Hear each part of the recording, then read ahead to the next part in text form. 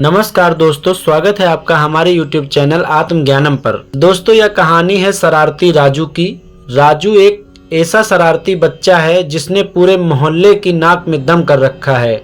उसकी शरारतें भी ऐसी होती हैं कि लोगों के आपस में झगड़े ही करवा देती हैं। वो कभी किसी की साइकिल पंचर कर देता है तो कभी किसी के घर की बेल बजा कर भाग जाता है। मोहल्ले वाले राजू से बहुत परेशान हो चुके हैं। राजू की उम्र इतनी भी कम नहीं थी कि उसे बच्चा समझकर छोड़ दिया जाए, इसीलिए सभी उसको बहुत डांटते और कभी कभी तो मार भी देते थे। जब उसके पापा दफ्तर से घर वापस आते तो राजू उनसे पड़ोसियों की शिकायत करता। कभी कहता उसे शर्मा अंकल ने डांटा या कभी गुप्ता आंटी ने झाड़ू से मारा। जब राजू के पापा पड़ोसियों से बात करने जाते तो पड़ोसी उल्टा उन्हें ही चार बातें सुना जाते। राजू के पापा उसकी शरारतों से परेशान हो चुके थे। एक दिन राजू के पापा ने सोचा आज वो दिन भर राजू के साथ रहेंगे और उसकी सभी शरारतों में उसका साथ देंगे। सुबह से ही राजू की शरारतें शुरू हो गईं। उसने पड़ोसी का न्यूज़पेपर छिपा दिया। जब गुस्से से लाल पड़ोसी बाहर आया तो उन्हें देखा कि राजू जोर जोर से हंसने लगा। इस बार राजू के साथ उसके पापा को देख पड़ोसी के गुस्से का पारा मई की गर्मी से भी कई गुना ज्यादा हो गया था। गुस्से से लाल पड़ोसी ने दोनों को बहुत सुनाई, पर जब राजू और उसके पापा को कोई फर्क नहीं पड़ा तो वो भी दरवाजा पटकते हुए घर के अंदर चला गया। अब मोहल्ले में बातें भी शुरू हो गई थी कि लड़का क्या कम था जो बाप भी ऐसा करने लगा। राजू ने दिन भर बहुत सी शरारतें की, उसके पापा ने भी उसका भरपूर साथ दिया। रात को उसके पापा ने राजू से कहा तुमने आज बहुत सारी शरारतें की और तुम्हें मजा भी बहुत आया, पर अब कल मैं शरारतें करूंगा, क्या तुम मेरा साथ दोगे? राजू को तो यह सुनकर मजा ही आ गया। अब अगले दिन सुबह राजू के पापा उसे सब्जी बेचने वाली बुढ़िया के पास ले गए। राजू अक्सर ही उस बुढ़िया को बहुत परेशान करता था। कभी उनकी सब्जियां फेंक देता तो कभी उनकी चप्पल चुरा लेता।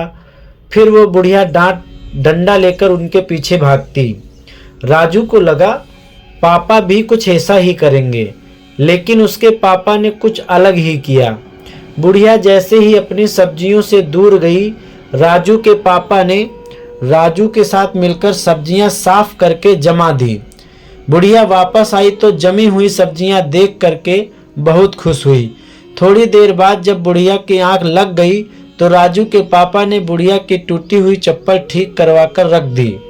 जैसे ही बुढ़िया उठी, चप्पलों को देख उसकी आंखें भर आईं और वो कहने लगी भगवान उस फरिश्ते को खुश रखना जिसने मेरे लिए इतना काम किया हो। शाम होते होते तक राजू के पापा ने छिपकर बुढ़िया की बहुत मदद की। राजू को भी छिप छिप कर ये सब करने में बहुत मजा आ रहा था, पर वो यह नहीं जानता था कि इस बार वो शरारत नहीं बल्कि लोगों की मदद कर रहा है। थोड़ी देर बाद राजू के पिता ने बुढ़िया से जाकर कहा माता जी, आप जानना नहीं चाहती कि आज आपकी मदद कौन कर रहा है? बुढ़िया ने कहा हाँ बिल्कुल जानना चाहती हूँ। तब राजू के पिता ने राजू को आगे बुलाया और कहा माता जी, ये सब राजू ने किया है। राजू को लगा आज फिर बुढ़िया उसे झाड़ू से मारेगी और वो भागने लगा। तब बुढ़िया ने उसे पकड़ा और गले से लगा लिया। साथ ही राजू को एक चॉकलेट भी दी। राजू को कुछ समझ नहीं आ रहा था। वो अपने पापा के साथ घर वापस आया। पूरे टाइम बोलते रहने वाला राजू आज चुप था। राजू के पापा ने उसे कहा राजू बेटा, आज जो तुमने किया क्या तुमको उससे खुशी मिली? राजू ने कहा हाँ पापा, और एक चॉकलेट भी मिली। राजू के पापा जोर जोर से हंसने लगे। राजू के पापा ने उसे समझाते हुए कहा बेटा, तुम रोज रोज सबको परेशान करते हो, फिर सब तुम्हें डांटते हैं और फिर तुम मुझसे आकर उनकी शिकायत करते हो, लेकिन आज तुमने सबकी मदद की तो उन्होंने तुम्हें प्यार किया। राजू को सारी बातें समझ आ रही हैं और वो शरारतें करना बंद करना चाहता है और वो सारी शरारतें बंद कर देता है। इस कहानी से हमें क्या सीख मिलती है? दोस्तों, आजकल के बच्चे इंटेलिजेंट तो होते हैं पर संस्कारों से दूर होते जा रहे हैं। क्या आपने कभी सोचा है कि ऐसा क्यों हो रहा है? ऐसा इसलिए हो रहा है क्योंकि आज कल के माता पिता अपने बच्चों के खिलाफ एक भी शब्द सुनना पसंद नहीं करते। ऐसे में वो अपने बच्चों को सही गलत सिखा ही नहीं पाते। बच्चों को सच्ची तालीम उनके माता पिता ही दे सकते हैं। अगर राजू के पापा केवल उसी की ही बात सुनते और पड़ोसियों से लड़ते तो वो राजू को कभी सही गलत का एहसास नहीं करवा पाते।